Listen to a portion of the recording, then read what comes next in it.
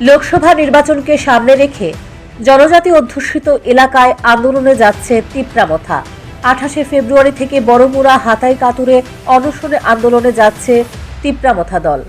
রবিবার আগরতলা ভোলাগিরি মানিক্য এনক্লাবে আহত এক সাংবাদিক সম্মেলনে একথা বলেছেন তিপ্রামথার সভাপতি বিজয় কুমার রাঙ্খল। তিনি বলেন, জনজাতিদের স্বার্থ সংশ্লিষ্ট বেশ কিছু বিষয়ে কেন্দ্রীয় সরকারের সঙ্গে বেশ কয়েকবার আলোচনা হয়েছে, কিন্তু সরকার এইসব দাবি পূরণে কোনো ধরনের পদক্ষেপ গ্রহণ করছে না। এর পাশাপাশি রাজ্য সরকারও জনজাতিদের সঙ্গে প্রতারণা করে চলেছে। এই পরিস্থিতিতে এক প্রকার বাধ্য হয়েই আন্দোলনে যাচ্ছে তিপ্রামথা দল। বিজয় রাঙ্খল বলেন, এই আন্দোলনের পর ৩রা মার্চ কুমলুঙে হবে তিপ্রামথার জনসভা। রবিবার দলের ব্লক, মহকুমা এবং জেলা স্তরের নেতা কর্মীদের নিয়ে বৈঠক করে এই সিদ্ধান্ত নিয়েছে তিপ্রামথা দল। We are sitting here today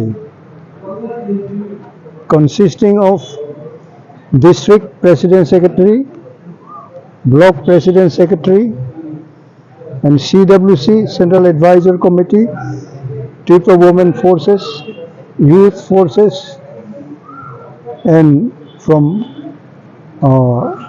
other sources, those who have come from different places. আমাদের এখানে আজকাল বৈঠক হইতেছে যে দীর্ঘ প্রায় 1 বছর ধরে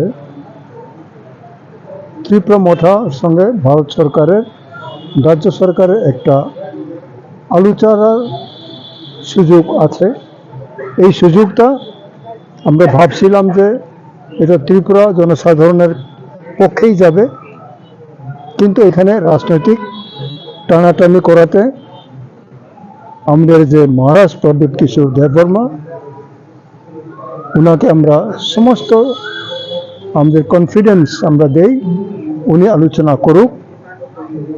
সেইভাবে উনি খুব ধৈর্য ধরে আলোচনা করলেন, কিন্তু আজ অবধি ভারত সরকারের তরফ থেকে সেরকম কোনো পজিটিভ আমরা পাইনি, যার জন্য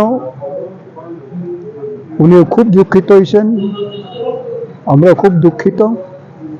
যার জন্য আর্জেন্টলি 12 ঘন্টার নোটিশে আমাদের সকল এই যে নেতৃত্বরা, যারা ডিস্ট্রিক্ট থেকে, ব্লক থেকে, সাব ডিভিশনাল থেকে, লোকাল থেকে, গ্রাসরুট লেভেল থেকে যারা আসছেন, আমাদের এমএলএ যারা আছেন, এমডিসি যারা আছেন এবং ভিলেজ কমিটির বিভিন্ন নেতৃত্বরা এখানে আছেন, তারা আসছেন। আমরা ওনাদের কাছে এইটাই আশা রাখি যে ওনাদের পরামর্শ কি হইতে পারে। আমরা একটা লাইন দিক নির্ণয় করছি যে আমরা হাতাই কাতুরে অনশন যাব শান্তিপূর্ণভাবে।